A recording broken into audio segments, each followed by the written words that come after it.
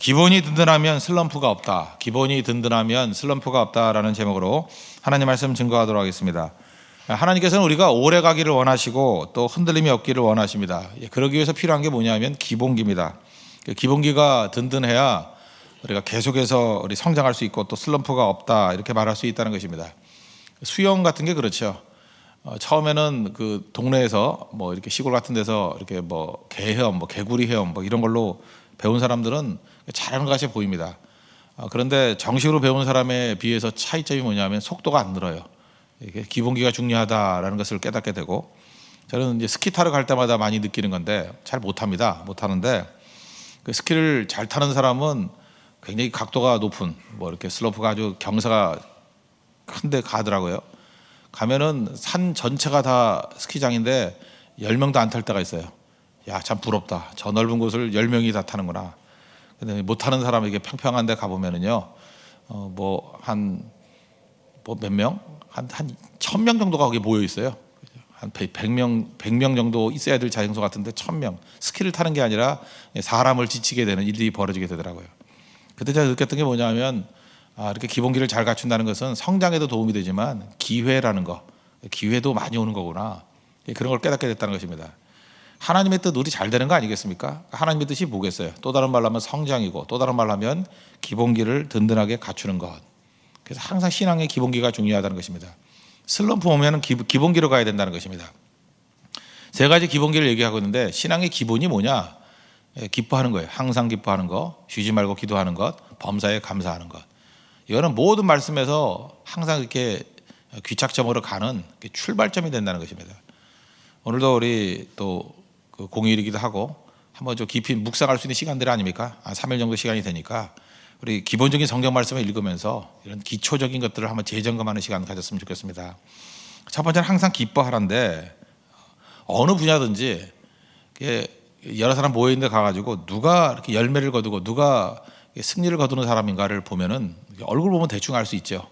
근데 얼굴 보면은 되는 사람이 있어요. 아무 기초 없이 얼굴에 기쁨이 있는 사람이 있습니다. 그러면 어느 분야든지 되는 사람이에요. 근데 어떤 사람을 보면은 기쁨이 별로 없는 사람이 있습니다. 그런 사람을 보면은 낙오자가 되든지 또는 뭔가 문제가 큰 사람이든지 뭐 둘 중에 하나라는 것을 문외한 데 알 수 있다라는 것입니다.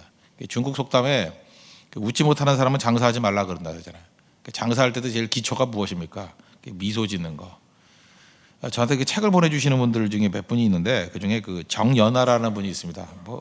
그 이미지 컨설팅 하시는 분인 것 같아요. 어떤 교회 집사님이신 것 같은데, 그 연세에 비해서 굉장히 젊어 보여요. 근데 자세히 보면 역시 그 나이는 나오는데, 얼핏 보면은 한 20살은 젊어 보여요. 그리고 강연할 때도 보면은 항상 밝은데, 이분이 이렇게 얘기합니다. 책 제목이 그래요. 성공하는 사람에게는 표정이 있다. 그러니까 이 사람은 이제 표정 보고 알아보는 거예요. 표정이 바뀌면 인생이 바뀐다 그러는데, 저는 그 책 내용보다도 더 재밌는 게 뭐냐면, 이분이 원래 이 캐톨릭 다녔습니다. 천주교 다녔던 분인데, 친구 중에 이분이 이제 표정 이런 거에 관심이 많으니까 친구 중에 항상 밝은 사람이 있더라는 거예요. 너무너무 밝아서 왜 밝으냐 그랬더니 자기도 모르겠다 그러더라는 거예요. 그래서 뒷조사를 했대요. 어딜 가나. 그랬더니 삶의 반 정도를 신앙생활, 교회 가서 새벽기도 하고 섬기고 봉사하고, 그 뒷조사하다가 자기도 교회로 바뀌었대요. 교회 다니기 시작했다고. 난 그게 너무 재밌더라고요.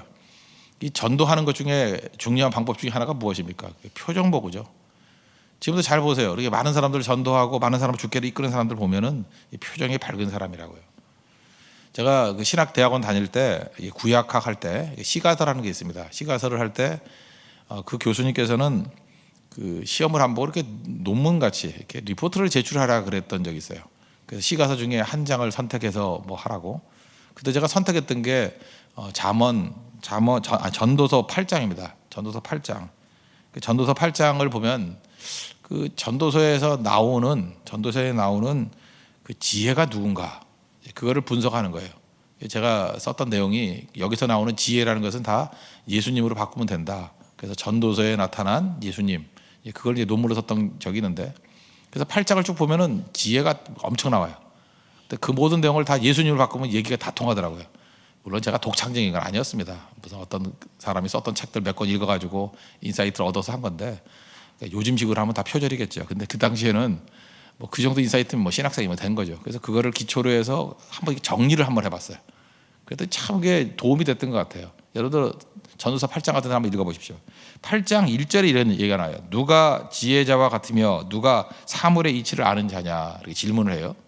누가 지혜자와 같으며, 이걸 예수님 바꿀 수 있다 그랬죠. 누가 예수님과 같으냐, 누가 예수님과 같으냐, 누가 사물의 이치를 아는 자냐, 예수님이거든요. 그리고 뒷부분이 뭐냐면 사람의 지혜는 그의 얼굴에 광채가 나나니 그의 얼굴에 사나운 것이 변하느니라. 저는 이걸 이렇게 해석했습니다. 사람의 지혜는 얼굴에 광채로 나타난다고. 예수님 만나면 얼굴에 광채로 나타나고 그의 얼굴에 사나운 것이 변하느니라. 예수님 만나면 사나운 것도 광채로 변화가 된다고. 실제로 그렇잖아요. 예수님 만나면 다 변화가 되잖아요. 밝게 변화가 되잖아요. 어둠이 사라져 버리잖아요. 이게 전도서에서 저는 중요한 포인트로 잡았습니다. 이게 맞다고 생각을 해요. 예수님 만나면 기쁨과 은혜가 넘쳐나게 돼 있다는 것입니다. 그러면 그냥 기뻐한다는 거, 이거 결과적으로 뭐 억지로 기뻐한다 그래도 이런 일이 벌어져요. 그래도 왜 기뻐할 수 있느냐? 이걸 이제 신앙의 뿌리를 찾는다 그러면은 우리는 고난 중에도 기뻐하는 이유가 있습니다. 항상 기뻐할 수 있는 이유가 있어요. 끝을 아는 존재이기 때문에 그래요. 그래서 이걸 종말론이라고 그러지 않습니까? 종말론이라는 건 말이 너무 어려워요. 끝을 아는 사람과 모르는 사람 하늘과 땅 차이죠. 욥기를 읽습니다. 욥이 고난당하고 어려움을 당합니다. 그래도 우리 읽는 사람들은 그렇게 힘들지 않아요. 이유가 뭐죠? 마지막에 그의 승리를 알기 때문에, 마지막에 하나님이 만나주시는 장면을 알기 때문에. 끝을 아는 사람과 모르는 사람의 초조함이 다르죠. 왜 우리가 항상 기뻐요? 환난 중에도 기뻐하나니, 환난은 인내는 연단은 소망을 주는 걸 알기 때문에. 그게 무슨 얘기입니까? 끝을 알기 때문에 그렇다는 거예요. 로마서 8장의 시각에 의하면 하나님께서는 우리를 자녀로 삼으시기 때문에, 자녀로 보시기 때문에 언제나 합력하여 선을 이루시죠. 마지막에 승리를 주시는 것을 알기 때문에. 그래서 고난 중에도 기뻐할 수 있다는 것입니다. 그래서 기뻐하는 것 자체가 우리에게 이렇게 많은 능력을 주지만 언제나 기쁨이 흔들림이 없이 나갈 수 있기 위해서는 신앙이 필요하다는 것입니다. 바로 뭐예요? 최종 승리를 주시는 하나님, 나를 자녀로 붙들어 주시는 하나님에 대한 믿음, 그 믿음 가지고 흔들림이 없는 하나님의 우리 거룩한 백성 되기를 바랍니다. 이게 첫 번째 기초예요. 그리고 두 번째는 쉬지 말고 기도하라는 거죠. 사실 기도보다 더 중요한 게 어디 있겠습니까? 하나님께서는 기도를 통해서 세상을 움직이고 기도를 통해서 세상에 하나님의 뜻을 펼치시기를 원하는 거예요. 그 통로가 우리잖아요. 그러니까 쉬지 말고 기도하라. 이 기도를 통해서 하나님과 일치가 되는 거죠. 일치가. 1820년에 그 일본 뭐 선교사로 갔던 분의 제가 글을 한번 읽어본 적이 있습니다. 그 뭐 이름이 특이해서 제가 잊어버렸는데 그분이 하는 일이 뭐냐면 삶과 기도를 일치시키는 거예요. 그분은 뭐냐면 일상생활에서 벌어지는 모든 일들에 다 기도하는 거예요. 그냥 뭐 예를 들어서 음식 만드는 음식 잘 되게 해주세요. 이렇게 대화해 하나님 앞에. 뭐 그런 식으로 뭐 어떤 사람이 원수 같은 사람 만나면 그 사람의 마음을 변화시켜 주세요. 저 사람도 예수 믿게 해주세요. 계속 중얼중얼 하는 거예요. 그런데 이분이 그걸 통해서 일본이라는 그 복음 전가기 힘든 나라에서도 굉장한 열매를 얻었다는 거예요. 핍박 중에도 이렇게 살아남았다는 거예요. 뭐 그런 얘기들입니다. 그게 책 한 권이에요. 삶 속에 들어오는 거. 그것이 일종의 쉬지 말고 기도하라는 내용과 같지 않을까 이런 생각을 갖습니다. 어떤 사람은 막다른 골목에 가야만 기도하는 사람이 있어요. 그러니까 항상 막다른 골목에 가죠. 하나님께서 막다른 골목에 가야 기도하니까 기도시키려고. 그러니까 여러분 잘 보세요. 언제 기도하십니까? 이렇게 생각해 보세요. 하나님 여러분 기도하는 사람이 되기를 원하십니다. 언제 기도하십니까? 막다른 골목에서. 평생 막다른 골목에서만 있을 거예요. 하나님께서 여러분 기도하기를 원하십니다. 언제 기도하십니까? 벼랑 끝에서. 항상 벼랑 끝에 있는 거예요. 그래서 기도는 두 가지가 있습니다. 비상시의 기도와 평상시의 기도가 있는데 약간 성격이 다른 것 같아요. 비상시의 기도를 하는 사람은 항상 의지하는 게 뭐냐면 하나님의 자비의 의지예요. 나를 불쌍히 여겨주세요. 그래서 이 사람의 기도는 언제나 위기 탈출이에요. 그러니까 기도가 커지지 않으니까 삶도 커지지 않아요. 그리고 약간은 반복이 되거든요. 비상시에 기도해야죠. 위기 중에 기도 안 하는 건 바보죠. 우리 다 연약한 종들이니까 하나님 나를 살려주세요, 도와주세요, 불쌍히 여겨주세요. 비상시의 기도는 언제나 하나님의 자비하심, 하나님의 긍휼의 기초에서 기도하는 거라고요. 그러니까 그것도 나쁜 기도는 아니에요. 그게 기도의 기초겠죠. 그러나 평상시의 기도의 특징은 뭐냐면 언약입니다. 언약. 약속에 기초한 거예요. 여러분 모든 것들이 내가 위기 상황이 아니에요. 그런데도 기도하는 사람들을 보면은 한번 들어보세요. 전부 다 하나님의 약속에 기초한 기도예요. 하나님의 약속에 기초한 기도하는 특징이 뭐냐? 영광이 임해요. 하나님의 영광이 임한다고요. 그러니까 하나님의 영광이 임하니까 그의 삶도 영광스러운 삶이 되겠죠. 그래서 기도의 스케일이 커지는 거예요. 그래서 이제는 내 삶의 문제를 푸는 게 아니라 다른 사람의 문제를 풀어주고 마귀의 견고한지를 파하고 하나님 나라의 확장을 위해서 쓰임받는 기도가 된다고요. 그러므로 기도를 배우는 건 비상시 기도를 배워야 되겠지만 무조건 기도의 사람이 된다는 건 뭐예요? 쉬지 말고 기도한다는 건 뭐예요? 이건 평상시의 기도입니다. 언약을 기초로 한 기도. 그래서 언약을 기초로 한 사람의 기도는 언약을 붙들기 위해서 항상 하나님 말씀을 붙드는 거죠. 하나님 말씀 보지 않으면 그 뭐 말씀이 뭔지를 모르니까. 여기까지 가야 되는데 대부분의 사람들은 그 전에 이제 중단하는 거죠. 그래서 항상 비상시의 기도에 반복되는, 그래서 다람쥐 쳇바퀴 돌듯이 도는 것이라는 겁니다. 잘 보세요. 그 솔로몬이 위대했던 이유가 무엇입니까? 그는 그 비상시 기도만 한 게 아니죠.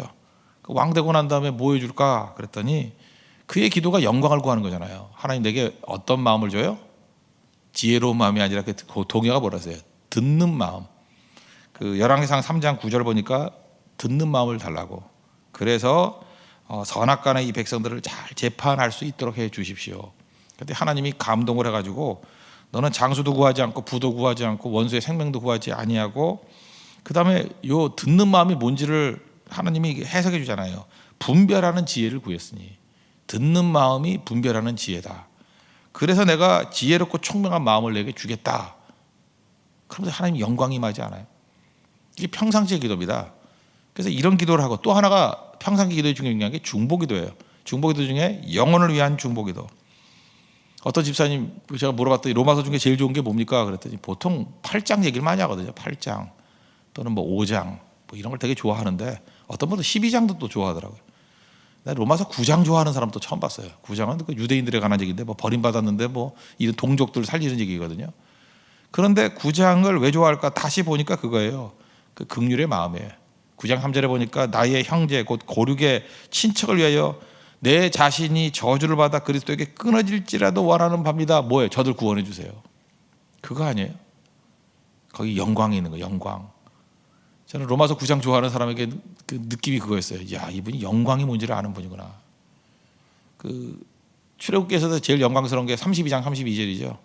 이스라엘 백성이 범죄했을 때 모세가 중보기도 하잖아요. 내 이름을 생명책에서 지운다 할지라도 이 백성 건져달라고. 영광이잖아요. 영광.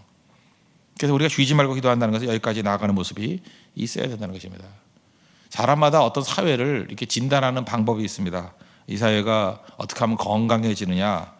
정치인들은 정치라 그래요. 정치가 국가 안보에 제일 중요하다. 경제인들은 뭐 경제력이지 뭐 맨날 이래요. 군인들은 다 있어봐야 뭐 하냐. 군사력 갖고 나라를 지켜야지.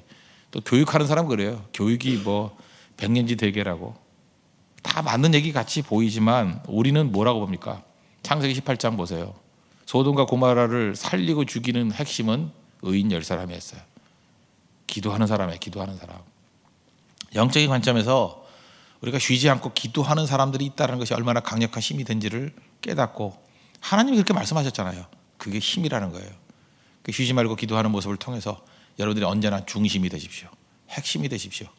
운명을 좌지우지할 수 있는 그 사람이 되십시오. 그게 중요하다는 거예요. 그리고 마지막 세 번째로는 감사인데, 범사에 감사하라. 이 감사는 제가 보니까 뭐 훈련도 훈련이지만 시각이에요. 뭘 보느냐에 따라 달라지는 거거든요. 기뻐하는 것도 똑같은 거죠. 끝을 보는 사람이 기뻐하는 거고, 감사도 이건 하나님이에요.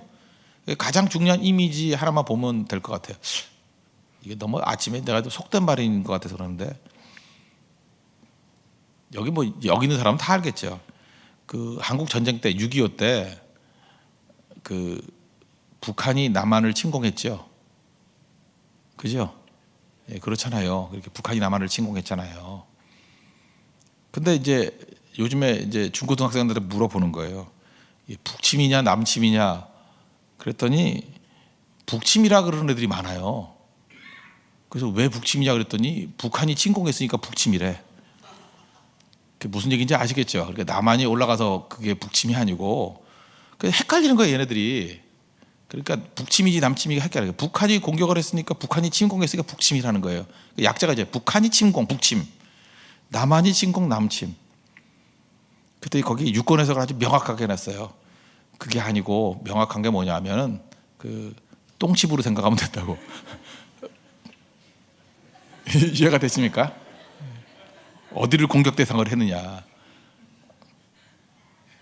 이해가 되세요 이제? 예. 남쪽을 공격한 거 아니냐? 그 남침이라고. 그랬더니 애들이 그냥 화사하게 웃으면서 아하, 참 바보들 노는 것 같습니다. 제가 그걸 보면서 느꼈던 게 뭐냐면 이 자세라는 게 되게 중요해요. 그 한 가지를 이렇게 얘기하듯이 지금 감사가 뭐냐도 저도 그런 식으로 6권 해석을 해드릴게요. 하나님이에요. 하나님 어떻게 바라보느냐예요. 태양으로 맨날 얘기죠. 태양을 바라보고 있으면 그림자 안 보이고 태양을 등지고 있으면 맨 보이는 게 그림자라고. 그런 얘기 들어보셨죠? 감사가 마찬가지예요. 하나님만 바라보고 있으면 항상 감사가 나와요. 모든 것이 빛이니까. 근데 하나님을 외면하는 그 순간에 동일한 자리에 동일한 조건이라 할지라도 다 원망해요. 그래서 어떤 사람이 뭐 똑같은 조건인데 왜 저 사람은 감사했다가 원망했다, 감사했다가 원망했다 저러나. 하나님만 바라보는 거예요. 관점이라 관점. 이제 아시겠죠? 내가 원망이 많다. 그 얘기는 뭐냐면 하나님 바라보는 시각이 지금 돌아서 있기 때문에 그래요. 반면에 감사가 넘쳐난다. 그게 주님만 바라보기 때문에. 주만 바라볼 때 이런 능력과 은혜가 나타나기 시작한다는 것입니다. 주님 바라보면 감사의식이 있어요. 그 감사의식이 뭐예요? 그걸 빚진 자, 나는 빚진 자다. 그 다음에 주님을 돌아서는 그 순간부터 종의식이 있어요. 종의식. 내가 이렇게 충성했는데 왜 안 줘? 없는 거 바라본다고요. 그래서 우리는 자고로 주만 바라봐야 됩니다. 이건 자세 얘기예요. 그럼 항상 승리한다는 것입니다. 주의 은총 가운데 우리 주만 바라볼 수 있는 승리의 종들 되기를 축원합니다. 그래서 우리 새교회 모든 성도들 이 기본기 든든하게 갖춰서 성장하고 또 기회를 많이 갖고 하나님의 기쁨이 되고 뜻을 이룰 수 있는 우리 거룩한 종 되기를 바랍니다. 항상 기뻐하십시오. 쉬지 말고 기도하십시오. 범사에 감사하십시오. 모두 자리에서 일어나겠습니다. 우리 율동 하나 하고 기도하겠습니다. 주 안에서 항상 기뻐해. 누구 율동할 수 있는 사람 있죠? 주 안에서 항상 기뻐해. 우리 찬양하고 기도하도록 하겠습니다. 우리 방향이라 그랬죠. 우리 북측 남측. 그 중요한 게 방향만 바라봐도 다르잖아요. 주님 바라보면 변화가 되고. 오늘 이제 공휴일이고 하는데 철야기도 있습니다. 이럴 때 전 가족이 온 가족이 좀 일찍 와서 이 근처에서 식사하시고 이럴 때 철야기도 한번 다 참석해 보십시오. 가족끼리 다 오는 거. 그럴 때 가정의 어둠이 사라지고 기쁨이 충만해지고요. 가족끼리 모이면은 같이 앉아 있으면 기도가 나와요. 알아요? 그 기도가 나온다고. 이 가족 안에서의 그 풀려야 되는 기도가 나오고 기도가 보인다고요. 그리고 감사가 나온다고요. 제가 볼 때 뭐 웬만한 가족 수련회보다 더 중요한 좋은 것이 철야기도라고 생각합니다. 온 가족들 다 모여서 오늘 가족들이 다 힘차게 기도하는 그런 축복된 우리 시간이 되었으면 좋겠습니다. 또 일찍 나오시면 전도도 같이 하시고요. 오늘 온 가족이 다 같이 일어설 수 있고 또 가족을 확인할 수 있는 또 그다음에 잃어버린 또 우리 믿음의 가족들이 있잖아요. 다 모여서 함께 기도하는 우리 철야기도 될 수 있도록 해달라고도 꼭 기도했으면 좋겠습니다. 우리 다 같이 하나님 앞에 간구하겠습니다.